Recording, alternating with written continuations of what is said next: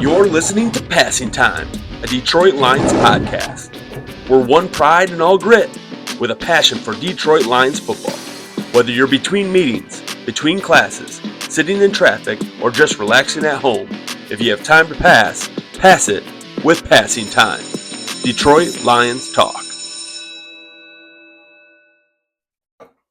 Welcome back another week on Passing Time.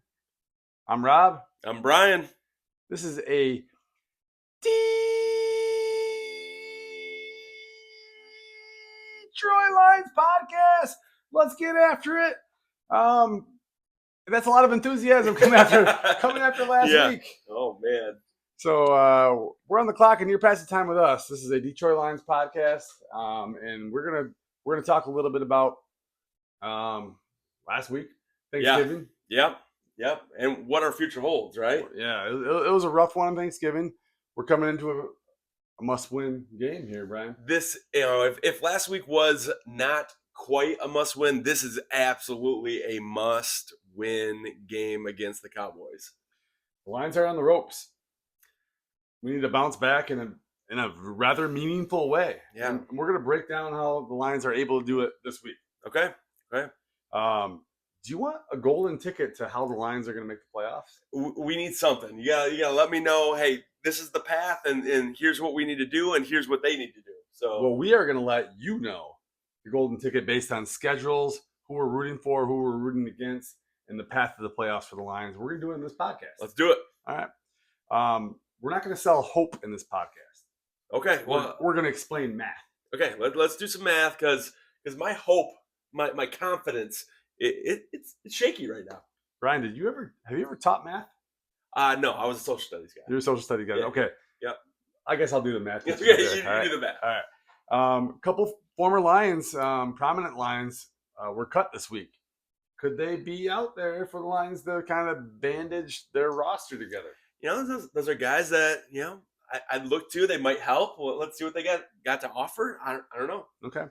How about an official who to root for guide? An official what are the big banner games that you want to watch as a Lions fan, but not the Lions? Right. Yeah. Because the Lions right now, they're going to need some help. Regardless if we win out, we're still going to need some help.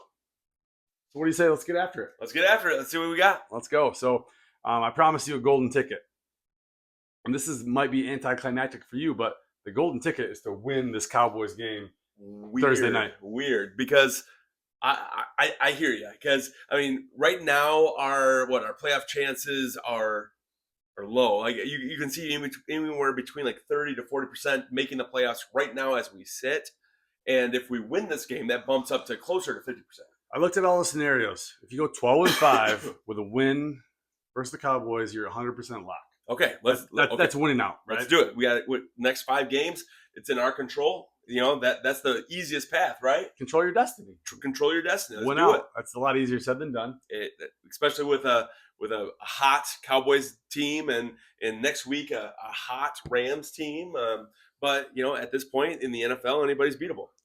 How about 11-6 with a win against the Cowboys? Percentages are 97.5. Okay, so that means we have one game out there that we can lose, and I'm guessing that game is the Rams. The Rams is a good game to lose if you're going to lose a game. Yep. Also, not an ideal scenario, but if you go 10-7, but you beat the Cowboys this week, you're just under 50%. You're at 41%. Those odds don't necessarily. I don't love them. I mean, it's a coin flip, but at the same time, I don't love them. That's going 3-2 to kind of. You're going to be relying on a lot of help there. So, but Thursday night, it's a leverage game. This is a leverage game. You essentially give yourself 2 games away from a team that's competing for that same spot. Mm-hmm. So you're 2 games up on them. You got a couple tiebreakers that work for you. You got a couple tiebreakers that are working against you. But this is a huge pivot game. We talk about a leverage game for the Lions. And a must-win for the Lions. This is lose for the Cowboys and your season's over. Yeah, as much as we want to talk about the Lions have to win this game, Cowboys in the same scenario right now. So they're not coming into this game thinking things are rosy. They're coming into this game ready to fire on all cylinders, ready to beat the Detroit Lions. And if you remember what we did to them last year, they're going to be coming in with with revenge on their minds. So good memory there. The Cowboys they feel a little different right now, right? They made a couple acquisitions at the deadline. They've strung a couple big games together. I would say the big mo is more on their side than it is on the Lions side. Absolutely. Right, I mean, you look at what they've done the last two. They beat the Eagles, they beat the Chiefs, and now they're rolling into our house. Their defensive line is rolling and making waves, and their offense is clicking on all cylinders. Dak Hill's looking good. You got Pickens, taking care of business. CeeDee Lamb, no slouch himself. It's Ferguson, underrated tight end. You have a running game that I mean, the Cowboys are a threat. Yeah. So I'm just going to leave it at that. The Cowboys are a threat. They're not going to just lay down and allow the Lions to take this game. Yeah. So, I mean, I can't, overhype this. This is a game with two teams that are desperate. It's burn the boats for both teams coming into this game. Fortunately, it's a home game for the Lions on Thursday night. Both teams are coming off a Thursday game, so they both had a week off. Man, it's just what a huge game. But let me talk about you win this game. There's other huge games. The last game of the year. This is the second level. Last game of the year against the Bears on the road. It might be the single biggest regular season Lions-Bear game in the history of the Lions. It is going to, if it comes down to that, it is going to be epic. It's going to be, I hate that we're going to have to go to their place in a cold weather type game and hash this out to possibly be the winner gets in, the loser goes home. But that just might be where it's at. Yeah. So you talked about LA, a win there helps a ton.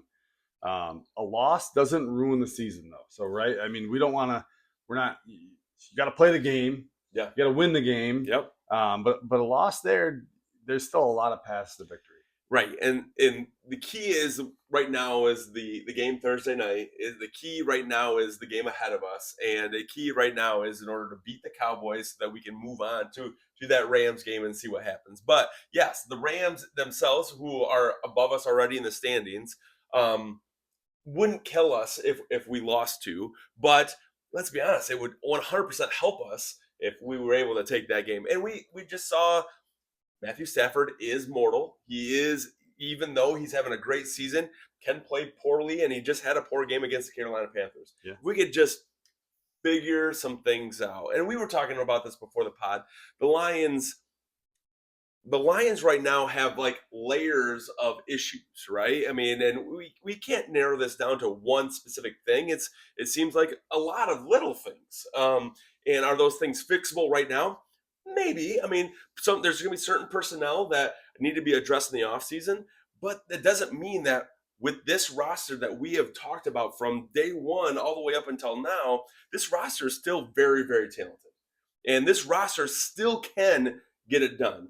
And we still have the pieces, even though we might be lacking an edge or we might be lacking an interior O-lineman, to really solidify, this as a championship caliber team. These pieces still could make a run. And you talk about, the championship's the ultimate goal. Yeah. Rough patches like this can galvanize you, though. you get down to this point, you figure out what playoff football feels like. If you come out of this stronger, that's a galvanization. A lot of teams haven't had to go through that. I mean, other teams are actually going to be going through the opposite. The Bears are sitting on top. The Packers are feeling pretty good. Mm-hmm. If the Lions can get out of this, they know what this feeling's like, and they know how to play desperate football. And so that's what I'm hoping for, right? You're hoping that the Lions are galvanized. You're hoping that they can come out of this and be stronger for it. What you don't want to see, though, is the Lions lose another game or fall to the Cowboys, with one or two plays that you wish you could have back. Because Dan Campbell talks about this week in and week out about cleaning it up, and we just gotta clean it up. And at some point, I want it to be clean, yeah. Right? I want to go into this game feeling good about this, feeling confident. But I as a fan, I don't. Last year, you felt like the offense, you felt good. Right? Mm-hmm. You were going to go into this game, we're going to score points. The defense might be shaky, but we're going to score points. And this year, I'm not confident really on either side of the ball. Even though our offense is still scoring points, I just don't have the confidence that's going to be consistent throughout that game. Yeah, I mean, you could talk all about cleaning it up. It sounds like, like the only reason I'm 200 pounds overweight is because diet and exercise. And then you find yourself with a bag of Doritos on the couch, drinking a Pepsi every single night. It's just like, well, son of a gun. That's not, you're not gonna solve the world's problems there. Right? So you got to clean it up. And you know what? Lions go 9-8, and we're gonna be talking drafts for next year and free agents. This podcast is going to really start pivoting to 2026. Yep, and I mean, there is something to say about a third place schedule and a higher draft pick and being able to attack the offseason with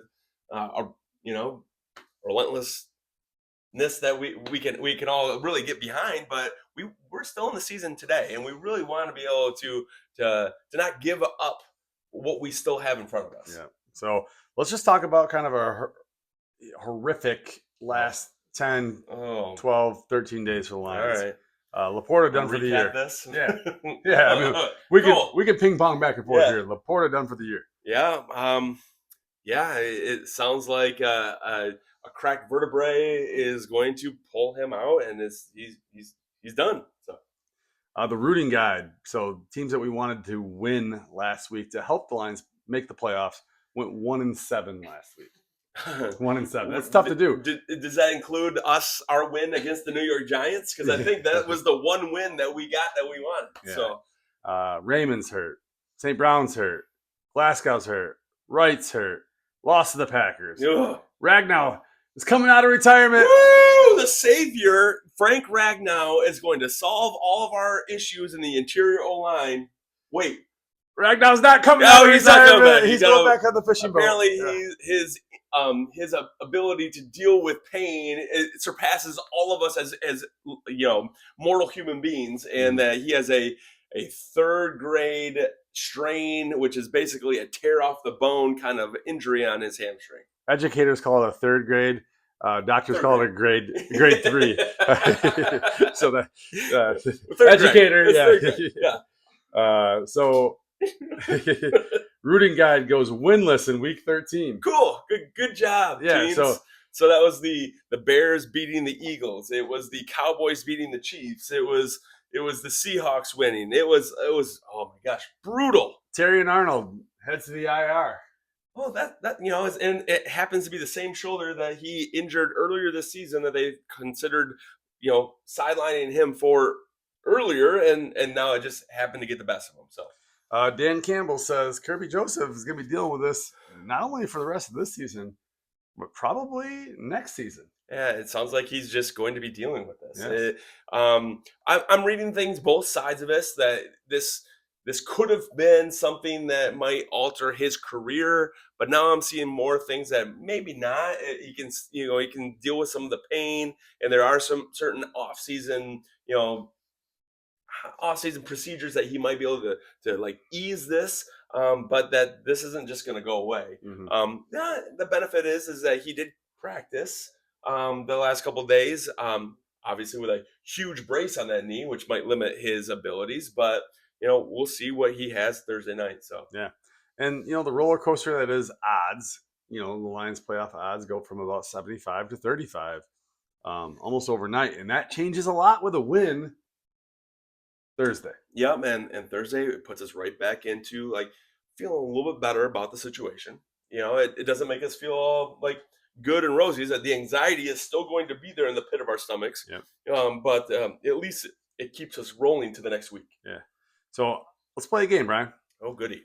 We're going to talk about the last 5 games on the Lions schedule. Okay. And a scale of 1 to 10, I want you to tell me how good you feel about this. Confidence? My confidence level? here. Okay, all right. Yeah, this is going to be fun.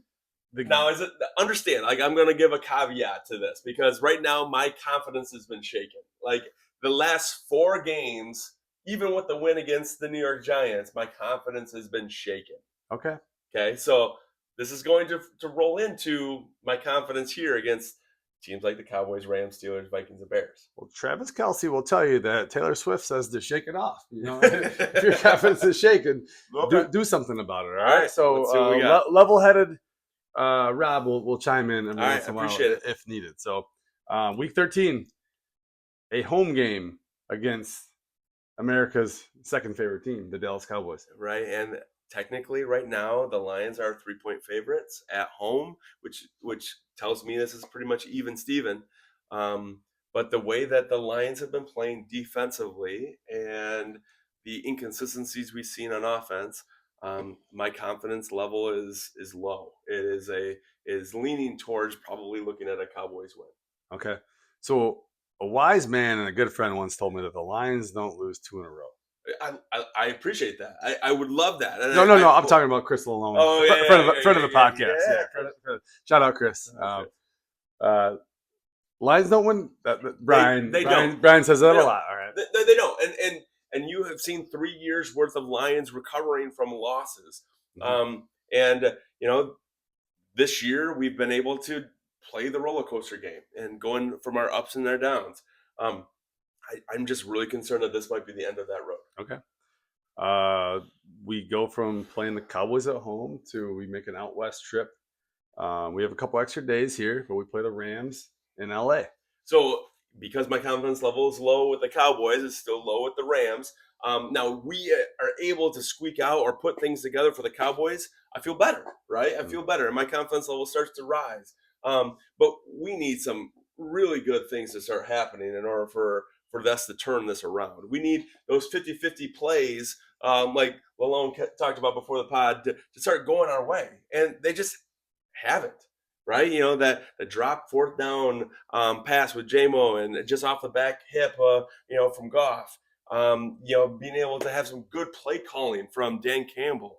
Our O-line just to take a better angle or a better step, protecting Jared Goff just a little bit more. That 50-50 ball to, that Brian Branch could have knocked down at the end of that game. All of these things that were right on the cusp that we're just not getting to need to start going our way. We have to start playing pretty tight because the margin for error is becoming less and less with the Cowboys and the Rams. Then you go face the Steelers, who that seems less daunting relative to the rest of the schedule. Sure. It's a home game against the Steelers. And I'm not gonna lie, I feel more confident to that game. So all these next two, my confidence level is lower. My confidence level comes higher when it comes to a broken Aaron Rodgers and a beat up defense. Okay. So. And then we get to go to Minnesota and play the Brosmer, McCarthy Vikings. And I feel like the Vikings right now are broken. And I feel like they're kind of mailing things in. So my confidence level, even though they're going to attack us in ways that we probably can't figure out, my confidence level to them is that we'll figure it out enough to pull that one out. Vikings got a good defense. Yep. And the Vikings beat the Lions at home already. So that's no given, right? Nope. And no team is a given right now in the NFL. So, and then, week 17, we play a road game. I can't imagine this is going to be a normal game. Crowd's going to be wild. The temperature is going to be low, and it's going to be in the Windy City against the Fighting Ben Johnsons. Yeah, and this is where my 50-50 kind of comes into play. Like, the Lions aren't a team that just gives up regardless of what their record is, and they're going to want to go into this game and either play spoiler to a Chicago Bears team or to fight for their life. And I guess I feel like they're going to give any and every aspect of what they have in that game. My concern will be is are they shutting guys like Amon-Ra down for that game? Are they able to have a healthy offensive line-ish of what we have right now? Is Mahogany coming back? Are guys like Frazier going to be able to play in these games? Is Glasgow going to feel healthy enough? Is Taylor Decker going to be able to have a duct tape and toothpicks in order to hold his shoulder on? Are we going to be able to have the guys at the end of the season in order to finish the season off? Yeah, other teams they're facing their own adversities. They're Sure. facing their own injuries. There's injuries to come. There's things that are going to happen.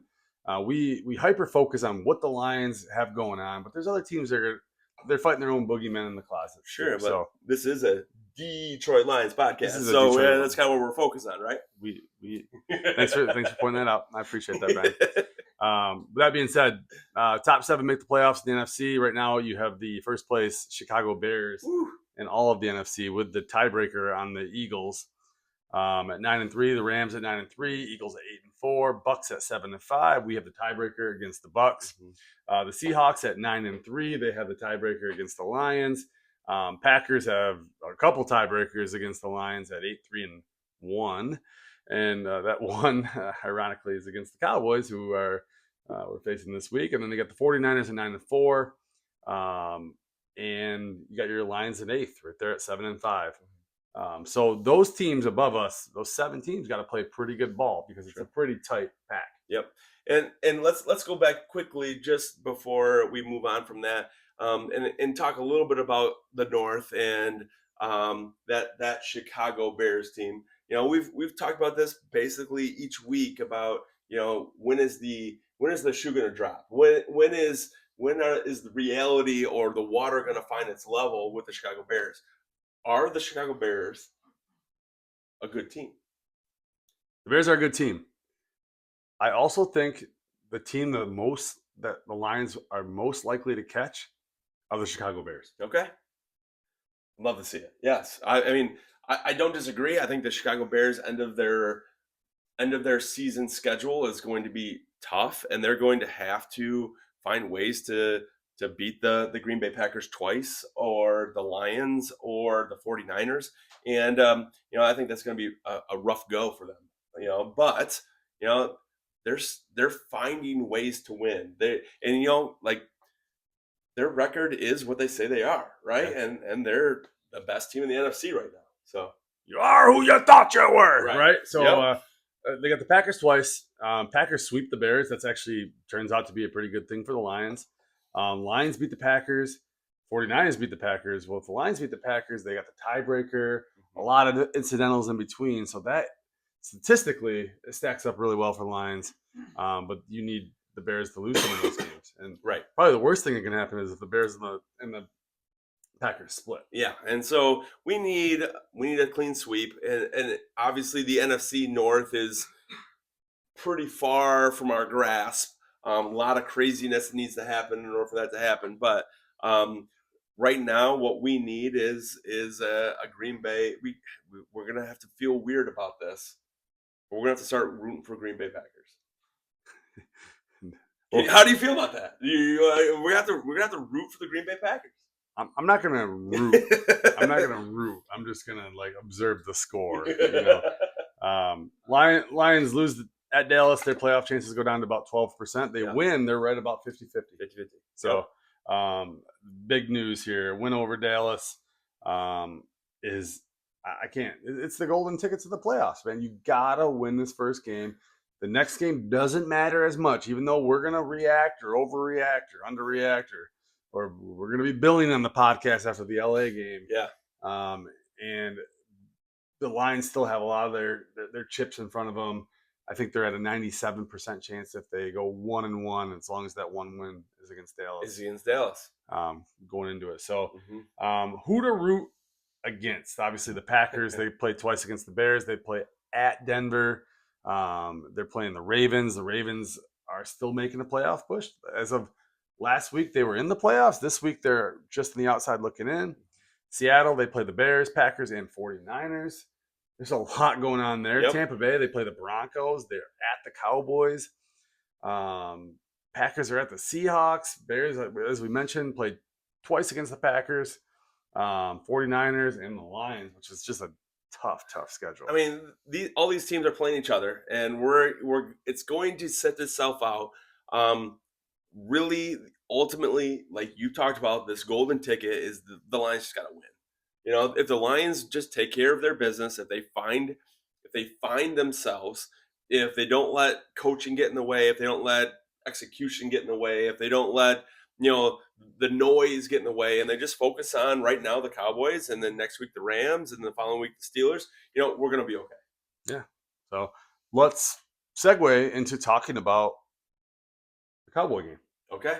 So what are some of the B Mike's talking points heading into this Cowboys game? I mean, obviously the talking points are going to continue to be the Lions' consistency? Is the O-line going to be able to hold up against a more improved defensive line from the Cowboys? I mean, I know that they traded Micah Parsons at the beginning of this season, and that was the big talking point.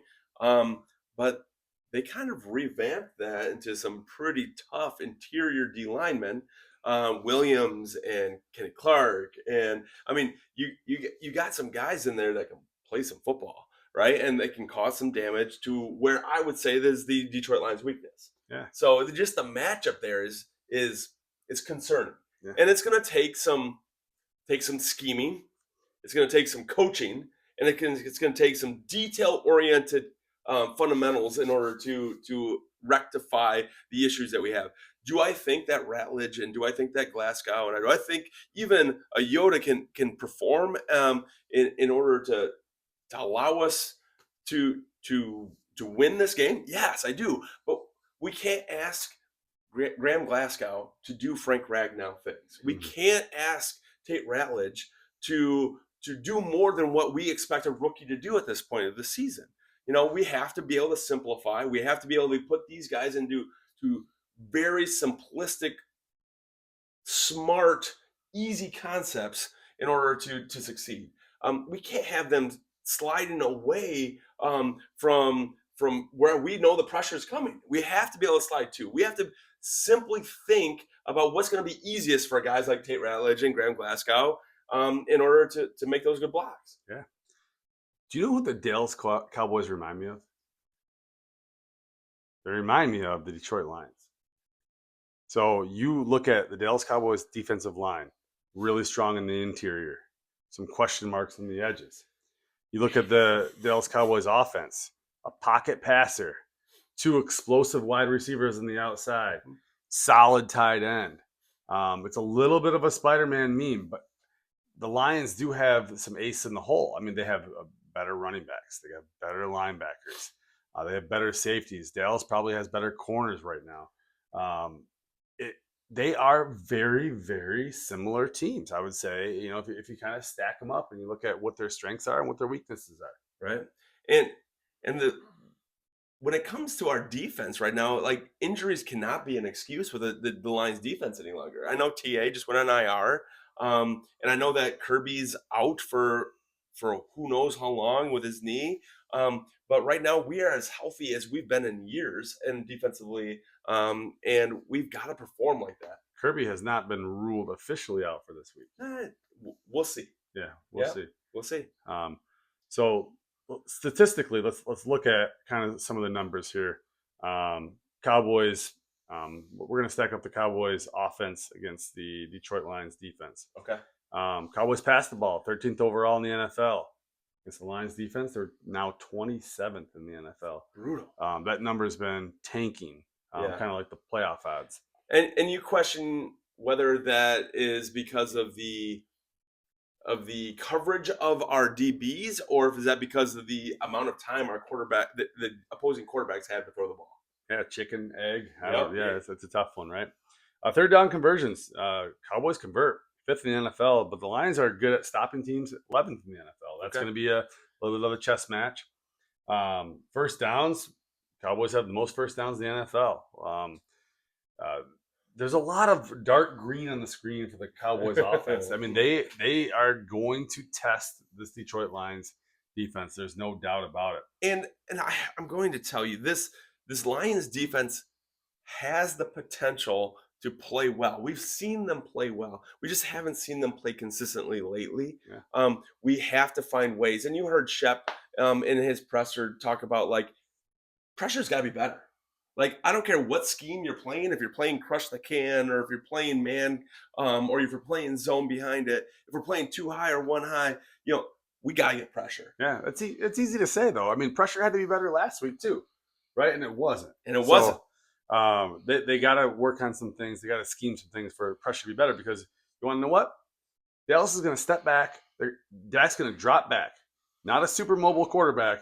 And they're first in the NFL in passing yards right now. Mm-hmm. So they are going to give the Lions an opportunity to pressure the quarterback. Points per game. Dallas is second in the NFL in points per game. Incredible. I mean, a lot of green on the screen. If you flip it around on the defensive side of the ball, there's a lot of red on the screen for the Cowboys. Yep. And there's a lot of green on the screen for the Lions. This is what we're seeing. We're seeing, like you said, like a very similar outlooks on either side. So I think if you look at the Lions offense and where they can attack, I think personally the key to this game is the Lions running the ball with both running backs, grinding out drives, getting that short to intermediate passing game rolling, keeping the Dallas Cowboys offense off the field and having longer sustained drives. And this might mean, Brian, this might just mean kicking a 37-yard field goal when it's 4th and 2 rather than trying to grind out it. And that goes against the trend of what the Lions have done. And I will say, like, I love the fact that Dan Campbell is aggressive. And I love that he changed the NFL to what it is today with going forward on 4th down.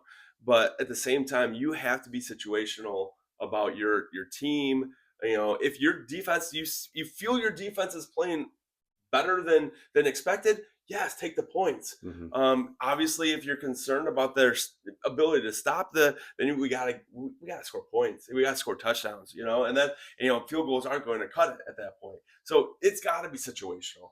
So I'm not going to say yay or nay on kicking the field goal versus going forward on 4th down. We have to execute when we have those abilities. I know we're 0 for 7 in our last 7 when it comes to 4th downs, and we've got to be better than that. Hopefully, water finds its level, and we're able to establish that better in this Cowboys game. So do you have any kind of predictions on outcomes? Like best case scenario, Lions do this, and this, they win the game. The Lions don't do that, and this is what's going to cause them to have some trouble.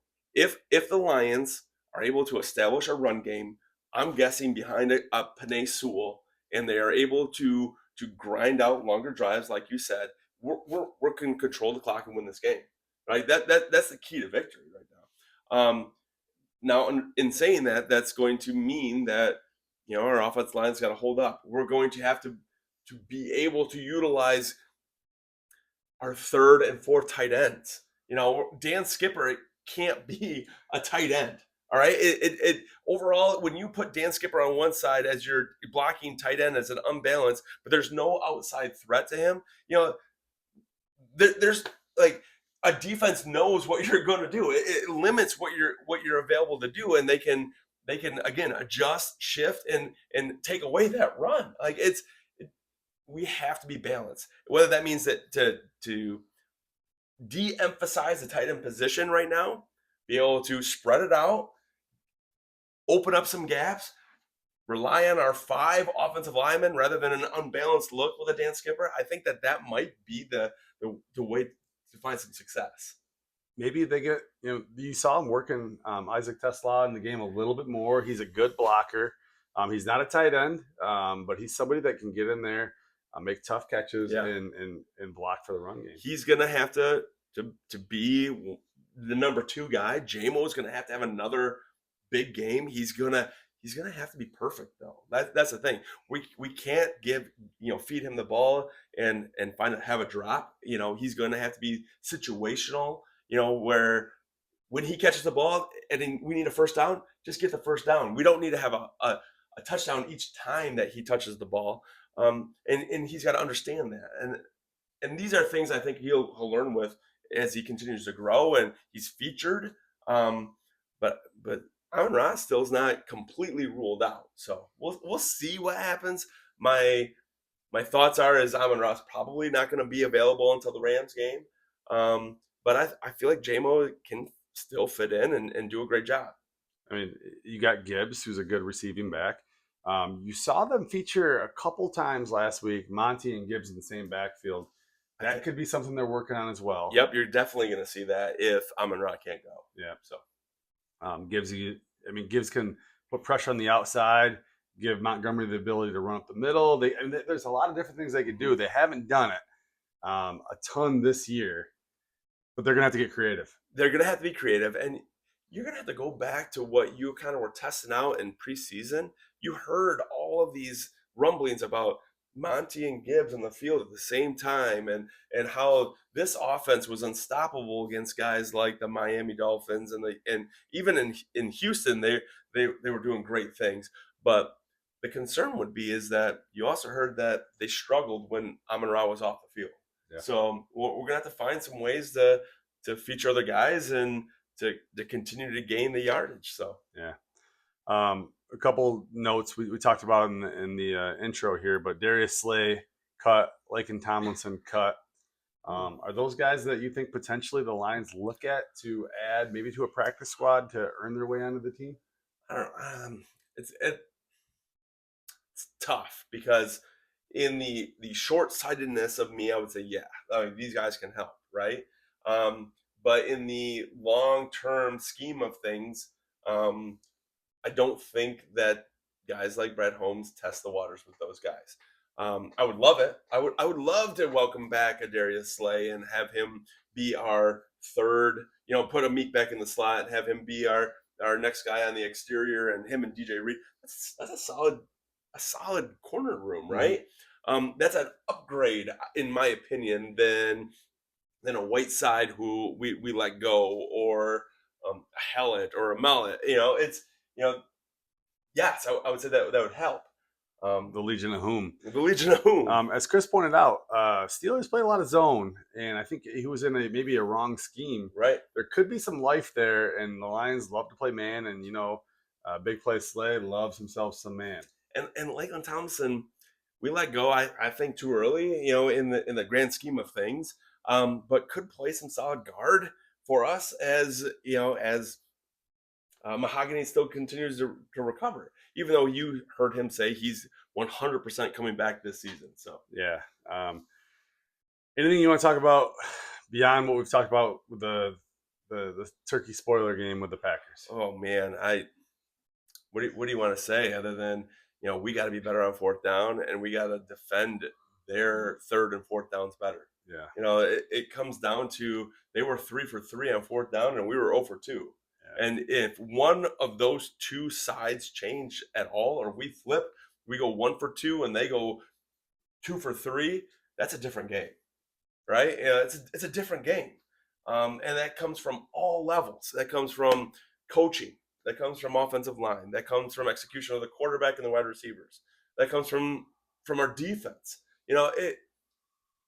All levels need to be better. Yeah, and we could talk about the Packers got a couple breaks with the whistle too. Yeah, I mean, was that a timeout? Yeah, or was that a false start? Just unbelievable. It's just like unbelievable, and then kind of to justify it in the end to be like, "Hey, we with heard a wink." This. Yeah, it's just like it's unbelievable. Yep. I just don't. It just, and then Love was dropping some balls in the bucket too. And Love had a great game. He had a great game. Love had a great game. He executed well. And we didn't pressure him enough in order to push him off his game. Because you saw when he got off his spots and he was trying to move and put that ball, he struggled. Yeah. But we weren't able to do that, nearly consistently enough. Yeah. You want to spin it over to some picks? All right, let's go. So I'm on a little bit of a cold streak here. 0 for 2 in my last 2 weeks. So 4 and 2 officially. And I'm gonna give you 2 different looks at it here. I'm gonna give you two different looks at it. I think you're 0 for 3 for the last 3 weeks. So I'm 4 and 3. Okay. All right. Well, shucks. Oh, shucks. What I like this week, I like Dak to hit 260 passing yards. That's even money on the week. I think that the Lions are going to shut down the run game, and I think Dak's going to go out there and he's going to throw. The Lions have some issues in the secondary. The Cowboys, they've proven they can throw the ball, and the Lions haven't proven they can defend the pass. Yeah. I like that. I like one of CeeDee Lamb or George Pickens to have 100 yards. I just don't know which one. They have 2 big horses, and I don't know which one. I know CeeDee's the bigger Jahmyr King. He wants the ball. He's saying that he's catching the ball now after last week. So I'm not ready to pick a horse there. But ultimately, I like Lions money line and a Gibbs anytime touchdown plus 108. So I think you could attack this in 3 different directions. I think you can go Dak, get the passing yards, simple, even money, or you can package this with Lions money line, Gibbs anytime touchdown, or pick a horse between the Cowboys wide receivers. All right. So there you have it. Officially on record, the pick will be Lions money line, Gibbs anytime touchdown. All right. So And now, if you go 0 for 4 for the last 4, are we getting rid of Rob's OnePride picks? Or are we going to keep this rolling? I'm giving you all plus money, baby. So if you bet every single time right now with plus money, you're still in the green, which is very hard. Okay. You know, Right. Vegas has got skyscrapers in the desert, right? Okay, It's hard to beat them. All right.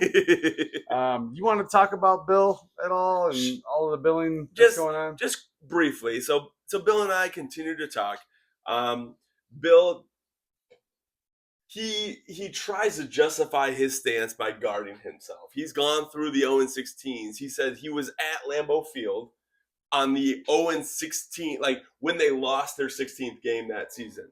You know, so he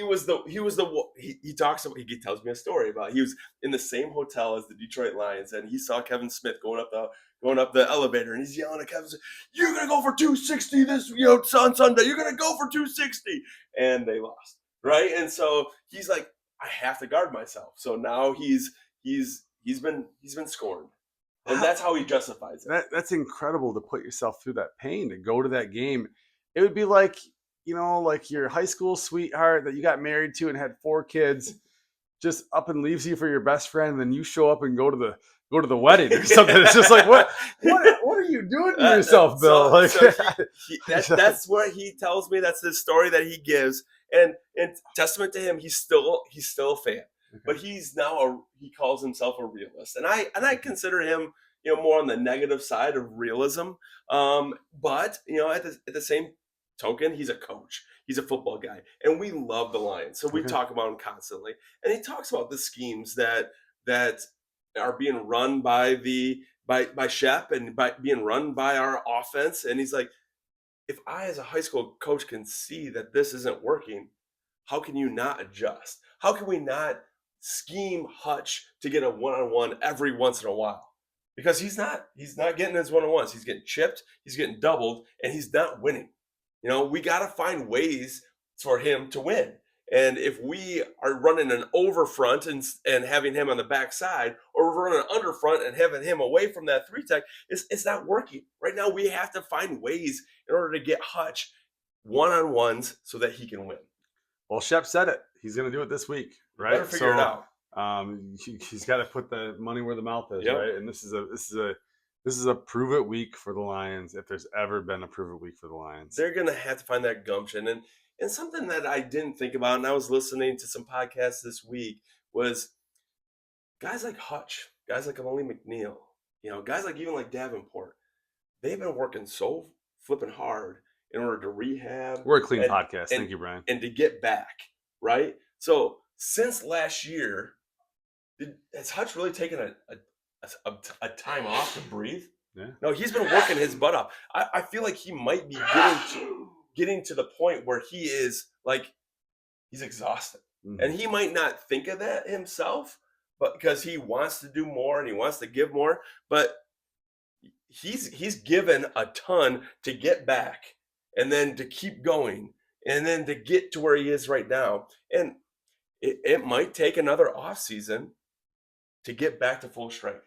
He might not have that same like burst that he had coming into last season before his injury. You know, it might take a season to get back. So don't tell him that, though. This is a guy that's going to go out and he's going to lay it all out there. He's going to. He does each and every week. And this is a guy that plays 94% of snaps, right? Yeah. And we might be asking a ton of him and expecting even more. Yeah. Right? So yeah, something to consider. Breakout game for Hutch. Let's go. Yeah. And if you're listening, you hear some of the audible sneezing and snoring in the background. We do this podcast with a live studio audience. Thanks, Tyler. So one of our major contributors is working so hard gathering the data for us this week that it's been tough for him to sit back there. He's allergic to staying awake, I think, back there. So it's been a little tough. Yeah. Anything else, Brian, that you want to tell to our listeners? I just continue to like, subscribe, you know, click those little check marks as you go. Follow us on all the social social media platforms and help us out to get on the algorithm. Well, son of a gun, we are going to bring it next week. We're going to Let's bring go. it after a positive. After a win, game. So, everybody's feeling better. Lions dominate Thursday. Cheers to that. Cheers. Let's go. See you next week. Thanks for passing time with us. A Detroit Lions.